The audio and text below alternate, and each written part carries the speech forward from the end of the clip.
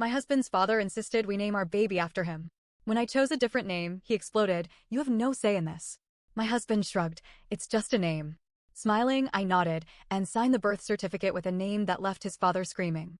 My husband, Alex, and I had been trying for a baby for a while, so when I finally saw those two pink lines, we were overjoyed. We called our families, sent out cute little announcements, and started planning. And then Richard, Alex's father, decided it was his baby. Now, I've always had issues with Richard. He's the kind of man who believes respect is a one-way street. He talks down to waitstaff, makes backhanded comments about people's appearances, and thinks every decision in the family should go through him. I tolerated him because he was my husband's father, but I never liked him. And I knew, the second we told him about the pregnancy, that he would be overbearing. But I underestimated just how bad it would get. We had barely finished saying, "We're having a baby," when Richard clapped his hands and said, "Great. If it's a boy, his name will be Richard." Not a question. Not a discussion. Just a statement, as if it was a done deal. I laughed, thinking he was joking. He wasn't. "If it's a girl, Rochelle," he continued. I glanced at Alex, waiting for him to say something. He just shrugged and gave me a look, the one that said, "Just go with it." I didn't go with it. "I don't think we've decided on names yet," I said carefully. Richard just smiled like I was some clueless little girl. "Oh, there's nothing to decide. It's tradition." No, it wasn't. I'd done my research. No one in his family was named Richard before him. His own father had a completely different name. His grandfather, too. But that didn't matter to him. What mattered was control. From that moment on, every conversation about the baby turned into a conversation about the name. At family gatherings, he'd loudly refer to my stomach as Little Ricky. He'd tell people, "We've already got the name picked out." He even bought a onesie that said, "Grandpa's Little Richard" on it. Every time, I corrected him. Every time, he ignored me. I tried talking to Alex about it. "This is getting out of hand," I said one night. "It's just a name, babe," he said, rubbing my shoulder like that would make it better. "But it's our baby," I argued. "Not his." "I know," Alex said. "But is it really worth fighting over?" Yes. Yes, it was. And it wasn't just the name anymore. It was the principle. Richard refused to acknowledge me as an equal partner in this. To him, I was just the vessel carrying his grandchild. My opinions, my feelings? They didn't matter. At one point, he even had the audacity to say, "Mothers don't get a say in family names. It's up to the men." I stared at him, trying to process the absolute insanity of what he had just said. Alex, bless his spineless heart, tried to laugh it off. "Come on, Dad, you're being dramatic." Richard just smirked. "You'll see. When the time comes, she won't have a choice." That was the moment I made my decision. I didn't just want to choose my own baby's name, I wanted to win. I started keeping track of everything Richard said. Every time he dismissed me. Every time he acted like my opinion didn't matter. Every time he spoke about my baby like I was just an incubator. And then, things escalated. Richard started telling people, my friends and family, that the baby was already named. He told my mother. He told my best friend. He even told my coworkers when I ran into him at a grocery store near my office. "Little Ricky is on the way," he'd say, clapping people on the back like he'd just won a prize. I was livid. But the worst part? Alex still wouldn't take it seriously. "I mean, is it really that big of a deal?" he asked when I confronted him again. "Yes, Alex. It is. He's naming our baby without us. Without me." Alex sighed, rubbing his face. "I just don't want to fight with him." That was the problem. Alex never wanted to fight with his father. Ever. Richard had spent his whole life making sure his son never stood up to him. He had raised Alex to be agreeable. To say, "Yes, Dad," and go along with things, even when he didn't want to. And that worked fine for their family dynamic. But I wasn't raised that way. And I sure as hell wasn't raising my child that way either. So, I stopped arguing. Richard thought he had won. He kept making smug little comments, treating me like I had finally come around. He even started referring to himself as Big Rick and my unborn child as Little Ricky, like they were some kind of disgusting grandfather-grandson duo. I let him believe it. And then, 2 months before my due date, Richard did something that changed everything. He tried to bribe me. I was at my baby shower, which my mother had planned beautifully. It was supposed to be a happy day. Pink and blue decorations. Cupcakes. Games. Laughter. And then, Richard pulled me aside. "I have a little gift for you," he said, handing me an envelope. Inside was a check. A very large check. $5,000. I stared at it, confused. "What is this?" "Just a little something to help out with the baby," Richard said smoothly. "All you have to do is make sure his name is Richard." I nearly choked. He actually tried to pay me off. I folded the check and placed it back in the envelope. Then, very calmly, I handed it back to him. I'm not selling my baby's name. Richard's whole face twisted in anger. Rebecca, don't be difficult.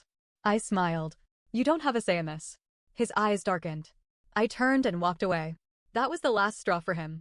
After that, Richard went full-blown crazy. He started calling Alex at all hours, demanding updates on his grandson.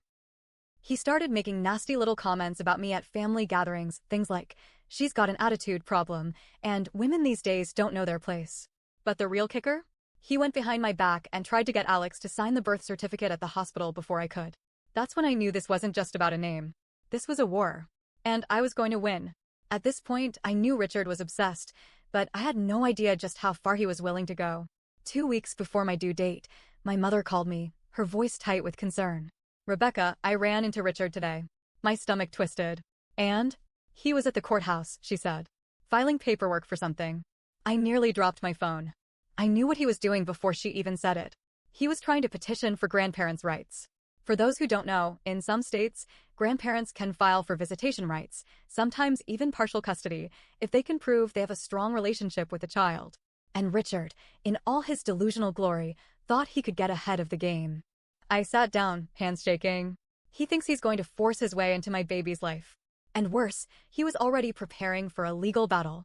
I told Alex. He sighed, rubbing his temples. I'll talk to him. But talking wasn't going to do anything. Richard didn't talk. He demanded. And sure enough, when Alex confronted him, Richard just doubled down. You're my son. That's my grandson. And no woman is going to take that from me, he snapped. You don't even have to worry about it, Alex. I'll make sure everything is taken care of. Taken care of? I felt sick. It was bad enough that he was trying to name my baby. Now, he was acting like he had ownership over him before he was even born. But here's the part that really sent me over the edge. A few days later, I got a call from the hospital where I was set to deliver. Mrs. Parker, the receptionist said.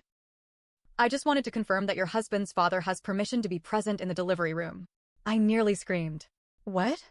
No, he absolutely does not have permission. The receptionist hesitated. Oh, well, he called earlier. He said he was your husband and insisted he be added to the list. He pretended to be Alex. I hung up and called my husband immediately. Your father is trying to sneak into the delivery room. To his credit, Alex finally looked pissed. That's it, he muttered. I'm done.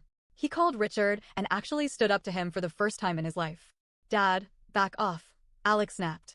You're not coming to the hospital. You're not picking the name. You're not in charge here. Richard, of course, lost it. You're letting her control you, he screamed. You're a disgrace. I should have raised you to be a man. Alex hung up on him. And just like that, we finally cut him off. Blocked his number. Stopped responding to family messages. Locked down the hospital guest list. I thought that would be the end of it.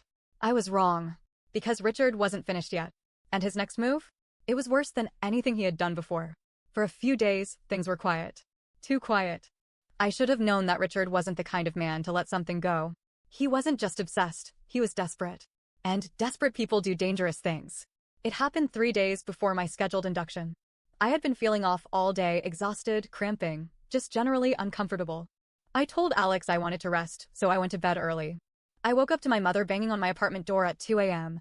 Rebecca, open up. Her voice was sharp with panic. I stumbled out of bed, confused and groggy. When I opened the door, she shoved her phone in my face. It was a screenshot. A legal notice.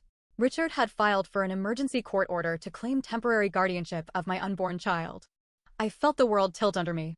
No, this isn't real. But it was. Richard had somehow convinced a judge that Alex and I were unfit parents. He had made up a whole case, citing emotional instability and conflict in the home as reasons why my child needed to be placed under his care the moment he was born. I grabbed my stomach, nausea crashing over me in waves. I couldn't believe it. This man had actually tried to steal my baby before he was even born. Alex, half awake, read the document and went pale. I didn't think he'd go this far. I snapped. You didn't think? You didn't think. I told you. I told you he was obsessed. I told you he was controlling. I told you he didn't see me as a person. And you let it happen. Alex flinched. He opened his mouth, then closed it. Because there was nothing to say. This was his fault. He let Richard push, and now the man was trying to legally take our child. My mother pulled me into a hug, whispering, "It's going to be okay. We'll fix this." But I wasn't so sure. Because Richard had money. He had influence. And, most importantly, he had no conscience. The next morning, we went straight to a lawyer. The good news? The emergency order hadn't been approved yet. It was still under review. But if Richard had already gotten this far, I knew he wouldn't stop. So I made a decision. I moved my induction date up. That night, I checked into the hospital under a different name. Only my mother and Alex knew. No one else. I had my baby in complete secrecy. When my son, my beautiful baby boy, was finally placed in my arms, I burst into tears. I was exhausted, drained, but victorious. And then, I made sure Richard would never touch him. We were discharged 2 days later. The second we got home, Richard was there. He was standing outside our apartment, arms crossed, waiting. I didn't even hesitate. I turned around and told Alex, "Get him out of here." But Alex just froze. Richard saw it. He saw the hesitation. And like a predator smelling weakness, he went in for the kill. "She tricked you, son," Richard said, his voice low and smooth. "She turned you against your own father. She's selfish. She's disrespectful. You can't let her control you like this." I felt something inside me snap. I stepped forward, holding my baby close. "You are the only selfish one here." Richard turned his glare on me. "You're just mad because I won." I laughed. Actually laughed, because the man was delusional. "You didn't win," I said. "You lost everything." Then, I dropped the final bombshell. I added a restraining order to the court case. "You are legally barred from seeing my child. You can't come near him. You can't call us. You can't even ask about him." Richard's face turned red. "You wouldn't." I did. I pulled out my phone and opened the email from my lawyer, showing the official notice. "You came here to fight for control, but guess what? You have none." Richard screamed. A full-grown man, throwing a tantrum in the middle of the street. He cursed, he kicked at the pavement, he ranted about how ungrateful Alex was, how I was a manipulative little. I shut the door in his face. And just like that, it was over. Richard tried to fight the restraining order, but the judge laughed him out of court. He was officially cut off. Alex struggled with it at first. He had spent his entire life living in his father's shadow, always trying to please him. But after seeing how sick his father truly was, he finally understood. "I should have stopped him sooner," he admitted one night. "I should have protected you." I didn't say, "I told you so." I just let him hold our son and whisper, "I won't let anyone take you away from us." As for Richard, he lost everything: his power, his control, his legacy. The last thing I ever heard about him? He had a new grandson. From Alex's brother. And guess what? They didn't name him Richard either.